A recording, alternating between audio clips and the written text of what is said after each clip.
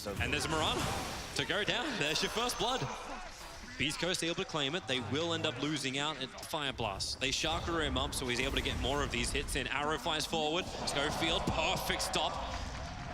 And he won't stay alive from this, however. Ori does way too much damage with that Nether Blast take. Line up. Good time dilation on bottom lane. There's a Hex as well. DY is going to get the chain stun into. If they get some locks, Whisper, he'll just jaunt himself away to save DY. Schofield getting drained out by Ori. Tidehunter wrapping around, but they really want to kill off the Pugner. He forces down and will take out the tower. There's that one put up an Earthbind, and there's a lot more meepos where that came from. Ravage tries to create some space, but look at K1. He's wrapping around the side. He's looking for the retreating target. He wants Ori, but DY finds K1 instead. Here's your more proofing onto Zhao Yi. Caught inside the tree lines, it's Decrepify making it difficult to get that easy attack in. One more will do it, but it wastes time, allowing everyone else to retreat. While on bottom lane, Blinding Light, they're waiting for Eurus to try and Time Walk out. He's got Chronosphere available, does not actually have that Time Walk up, so Dream Coil instead. Oh, with wow. the Rift, you just nuke him down. Much like bait, they're wrapping up this for the 10-minute runes, and up we go with the Winter Wyvern. Doesn't have 6, but the Dream Coil is going to be good. The Blast, however, so much damage in the Wyvern. Chris Luck, they need more meepos. It's a good Earthbind, Blinding Light pushing them out of the Will-O-Wisp. DY so low on life, someone needs to hit him. The Blast, it won't be enough. The one charges, keep him alive, a jump forward. Eurus getting both the Bounty Rune and now looking for the kill into the Keeper of the Line. Mirana was the first to fall. The Cold Embrace protecting Stinger for the moment. You can take his mana, but you won't take, well, yeah, you'll take his life. You have other Blink heroes on your team? Hang on, Chrono might come off in a second. Yeah, they're looking for the Chrono into Arrow. Puck. No way to really stop him. The curse is available, and there will be a Cold Embrace. Here comes your curse out. Eurus. Oh, there's a nice stun from DY. They're really chaining this, and the Hex as well. Whisper. There was nothing more that Scarfell could have done then. A lot of spells utilized, of course. And the Moonlight Shadow triggers as well, Chris. Here comes your Earthbind. He catches the Mirana. He'll need more boost where that came from. Just keeping him chain controlled with the Earthbinds. Mirana will fall. I'm sorry, Toby. In my head, I'm thinking Wraith King. You're actually 4. You can kill the Void very easily, too, if you find it with Chrono down. So in that sense, I actually really like it. Available. There's a double damage bottled up in the Pugna. And a Wraith King with no reincarnation. You just lost your Wyvern to Eurus in the mid lane, and now you're gonna lose the Keeper of the Light on the top lane at least. While they keep going on that mid, have they got enough with the control? The Faceless Void is brought down, and the TP is out. They're coming, at least one got out, but the Wraith King won't be so lucky. I'm lane again. I need to get the Dream Call. Secondary support's coming in. Here's your Dream Call starting over on Eurus. He'll time dilate. Chris Luck. Okay, he's thinking twice about this. Like, Whisper, I'm sorry, bro. You forced a lot of rotations. I hope that was worth it. In position. Meepo still wrapping around the back. He's going to go into the Shadow Blade to try and close this distance on Ori.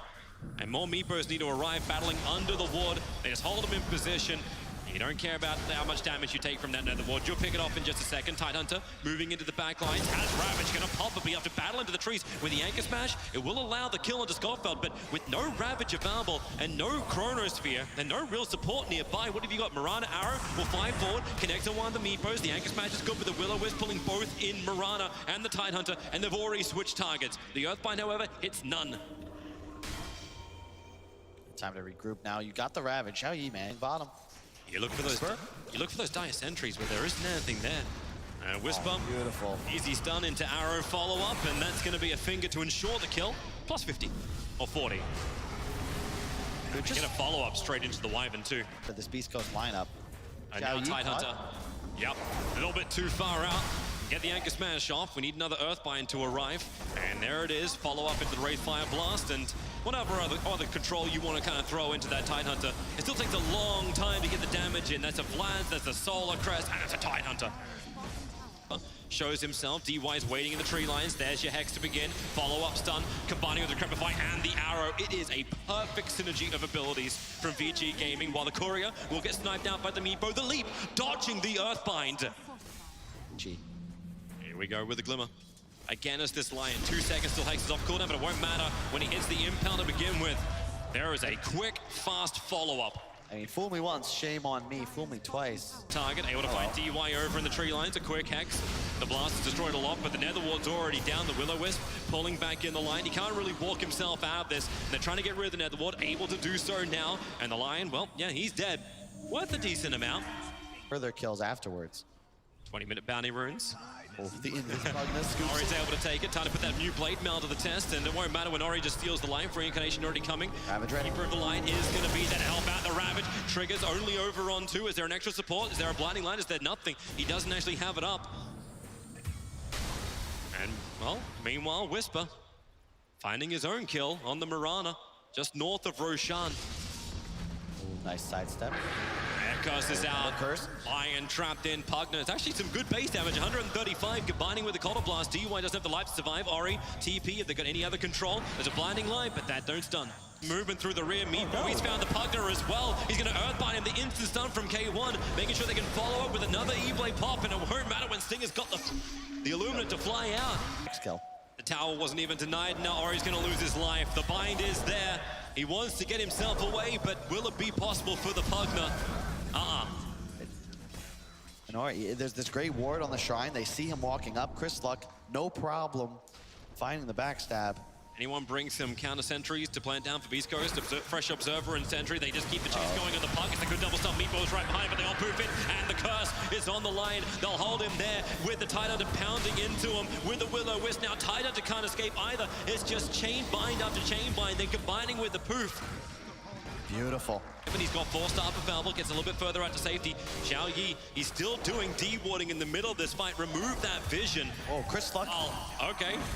Goodbye, DY. Arrow drawn towards the base. Wraithking pops the BKB. They just keep going, but the BKB being burned, that's a huge cooldown timer. 10 seconds on it. Same thing for K1, however. They are both down by Mirana and Lion. There's no sentry wall for the first time in forever. There's no sentry. The Will-O-Wisp, he can't leap away. Got pulled back in and then held in place by the Dream Call. They had detection of their own with the dust, allowing them to get through the Lion. But Beastcoast need to keep fighting a little bit harder. Where's your target, Mirana? She's gone east into the trees. The Splinter Blast following her over. Can they have any kind of stun Mirana? No, she'll complete the TP out.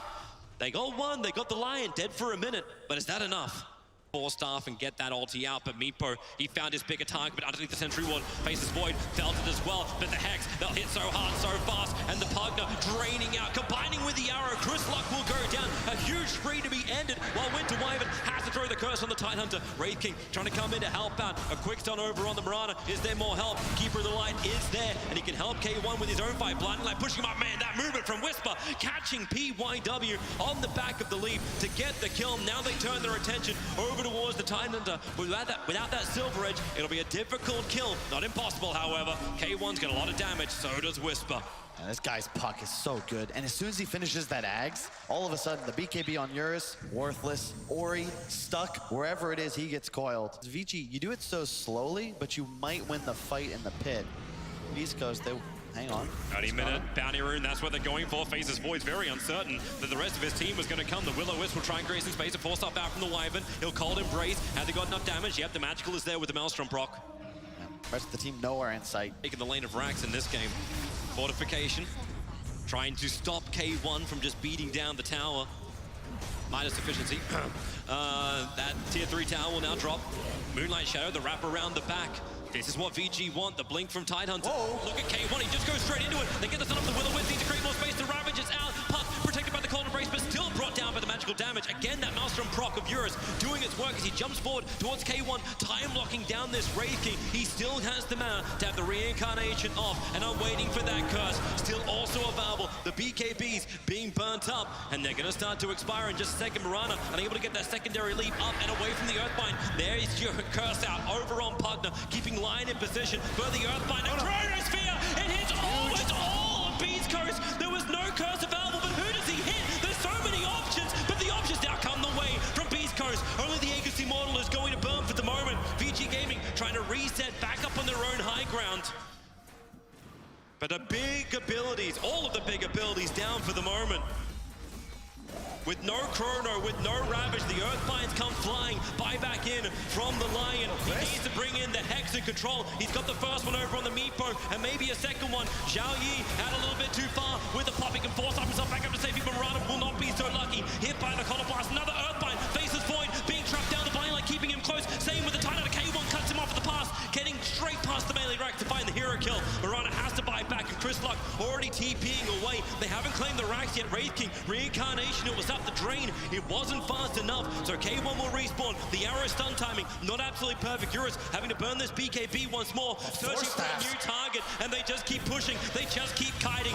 Now re-engage in for BC. Over towards their hero. What have they got? A double Dream Call. That's what they got. A great Ravage stun almost onto the Meatpo, but it won't stop Faces Void from dying. They just keep pushing Beastcoast, claiming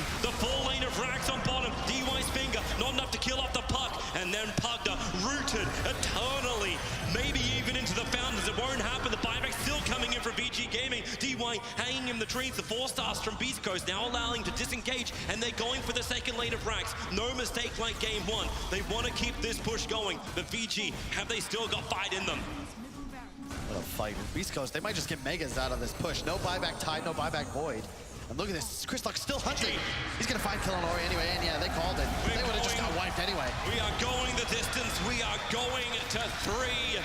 It's gonna be a long day 1 here at ESL 1 Hamburg 2019. But if you're a Beastcoast fan, you're loving this. The hopes are kept alive.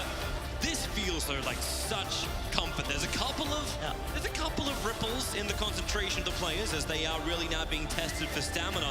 But the Meepo works perfect. The Wraith King, the Part, everything just felt good for Beastcoast.